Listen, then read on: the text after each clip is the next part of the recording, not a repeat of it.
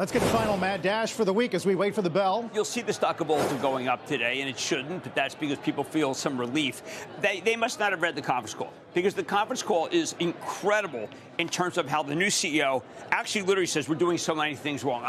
Dave Kimball was the previous CEO. I used to interview him all the time.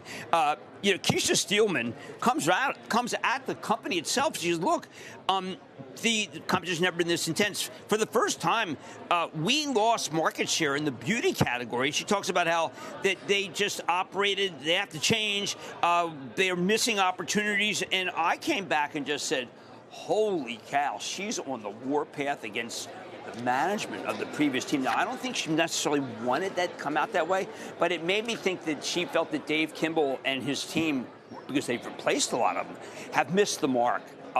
Quite shocking, because Ulta Beauty is one of the few beacons in what has been a horrendous cohort. Yeah. The comps were not that disappointing. In fact, no, they came weren't, in above. and that's why the stock is up. And plus, I mean, it's just been a relentless. Elf has been terrible. Estee Lauder is probably one of the worst plunges I've ever seen in my career. This is a very challenged group, and you got to be careful about cosmetics. Remember, Kohl's is Sephora. The only thing that's keeping Kohl's around, I think, is Sephora. That was a great deal that they made. But I want to stay away from cosmetics 9 ways to Sunday.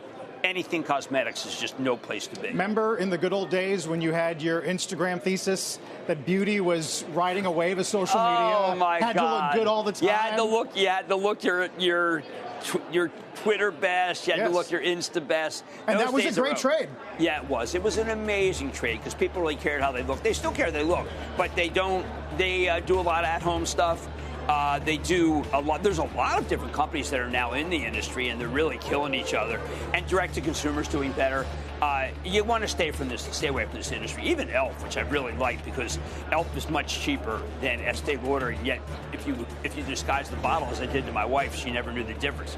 So I hate Elf. That stuff is so cheap. And I had a whole thing was I had put it in the Estee Lauder bottles. I really skunked her.